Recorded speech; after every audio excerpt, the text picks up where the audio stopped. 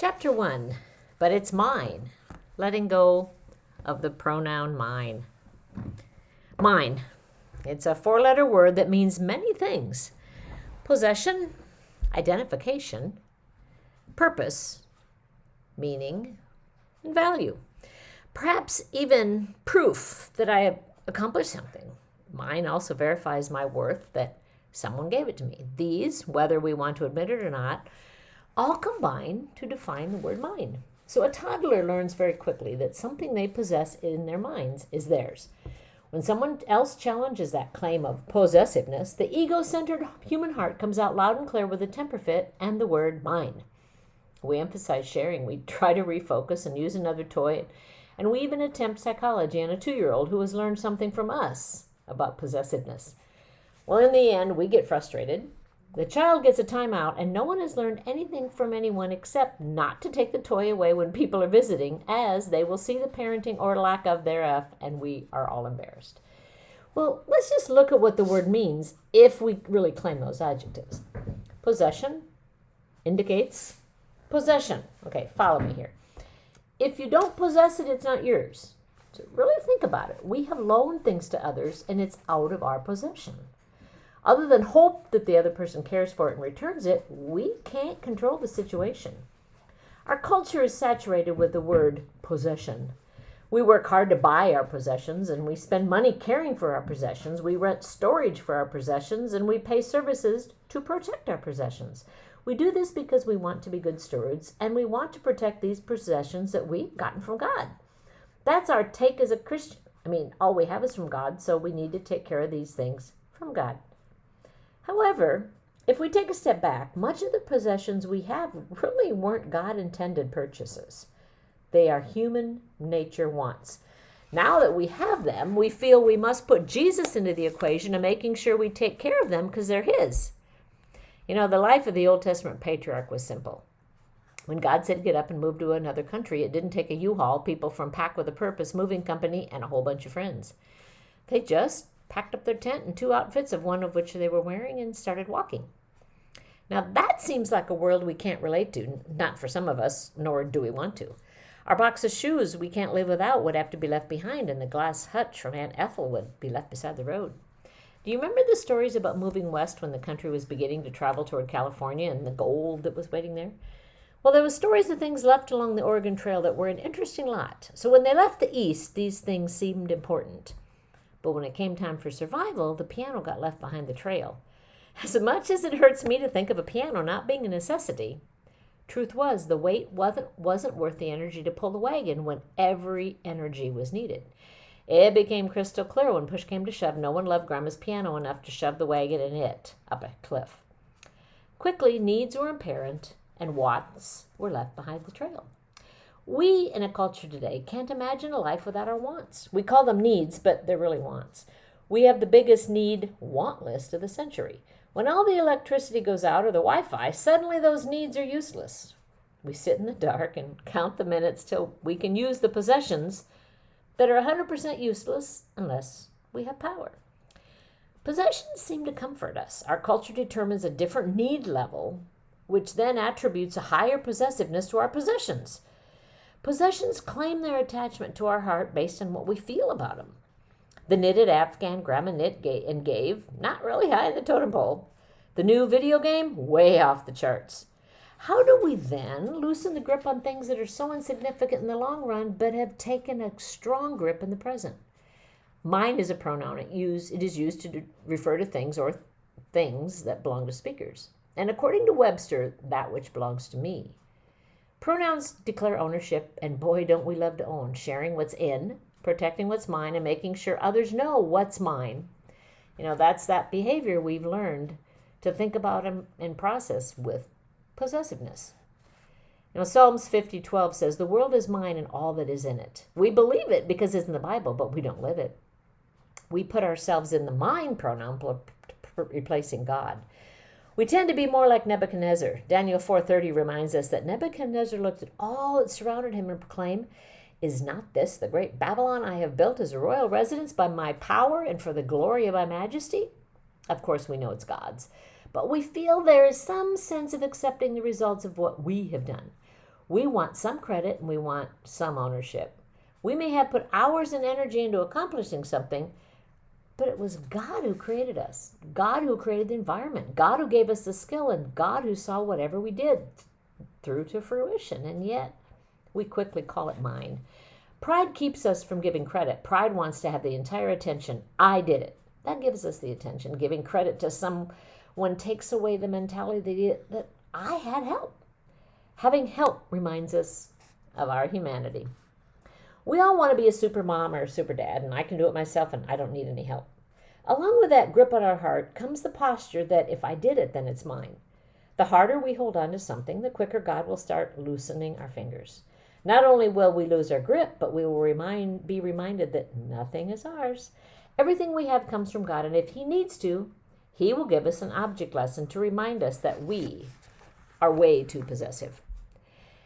It was 1979. I was going to Jamaica with the Blanchard family, and we drove from Minnesota to Lakeland and then flew over the little pond to Jamaica. June, Brenda, Calvin, and I drove down, and Bob flew to meet us. It seemed like he had surgery or something like that, and flying would be easier. We met up with friends who would help us form the mission trip and then go bless the churches of Mandeville and Hilltop.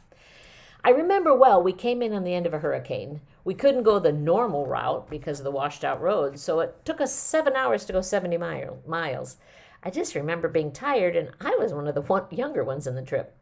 I took along my beautiful black Fender guitar and a trumpet. They didn't have pianos, so Lois and I would team up to do accordion and trumpet duets.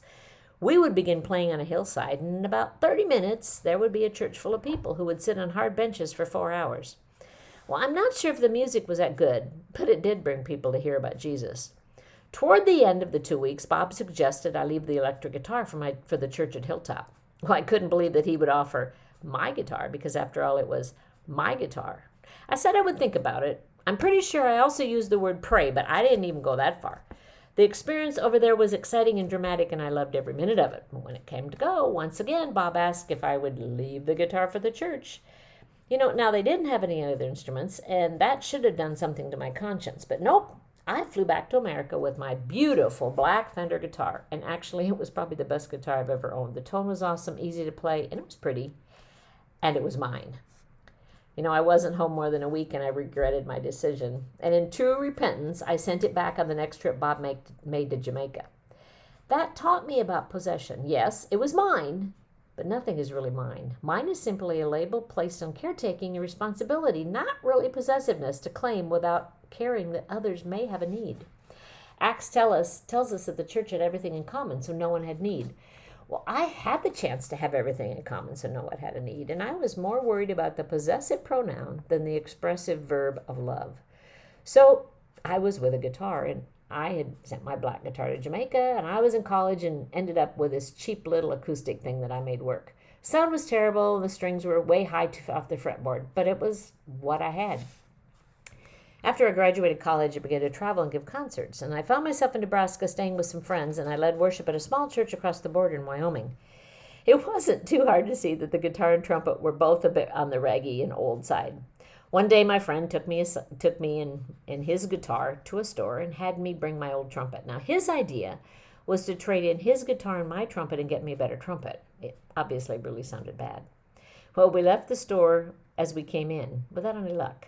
My trumpet was good enough for wall decor, but they didn't want to give me anything for it, and it just wouldn't work to trade in his guitar.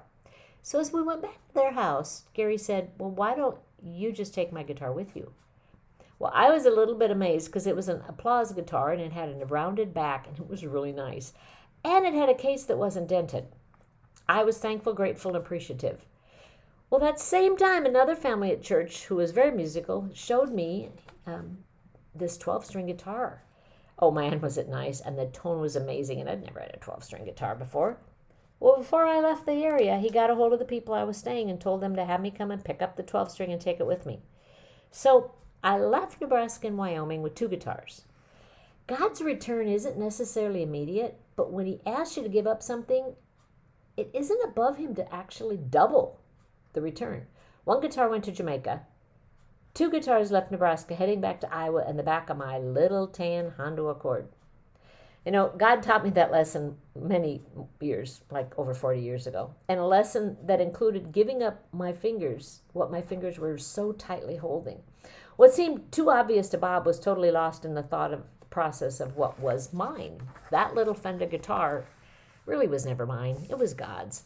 But for a short time, I had it, and I took care of it, and played it.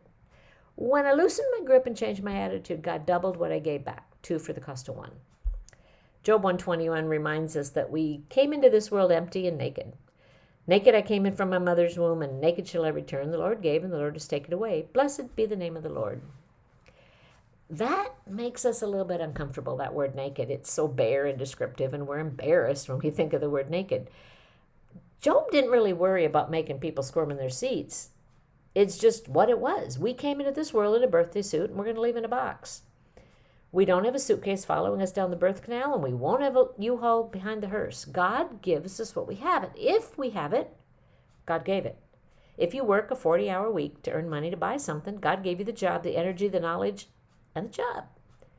All we have is God's. For me, that sometimes comes home to roost when something doesn't work right. Okay, God, your computer is not allowing me to do what I need to do. God, your car quit again today. God, your house has a leak in the roof and we're getting wet. No, that seems a bit odd to say, but it's true. Well, however, God isn't going to come down and fix those things, but it does remind us who the owner is. God owns all we have, including us. We need to take a step back and remind ourselves that it's not ours. Not the monogram book, not the car, even though the title says it's yours, and not your family, friends, or dog. It's all God's. So why do we get possessive of God's stuff? They seem to have become especially important to us, these labels of possessiveness. How important is it to know whose it is? All we have has been given to us by God. And somehow we need to make the transition from mine to ours to yours as easily as sand slips through our fingers. Does that mean we don't use good decisions in where we place the things God's given us? Does that mean we don't care for the things placed in our care? Of course not. Jesus told us that God knows when the sparrow falls. He cares about things on this earth. I'm afraid the only safe rule is to give more than we can spare. If our giving habits do not pinch or hamper us, I should say they are too small. There ought to be things we want to do, but cannot because our giving expenditures exclude them. Now that's from C.S. Lewis, and he has a point. Giving, prying our hands off what we think is ours, changes our perspective on how much is enough. It's not a number, a price, or a situation. It's the temperature of our heart. And once God has changed my heart, I had twice as much as I gave up.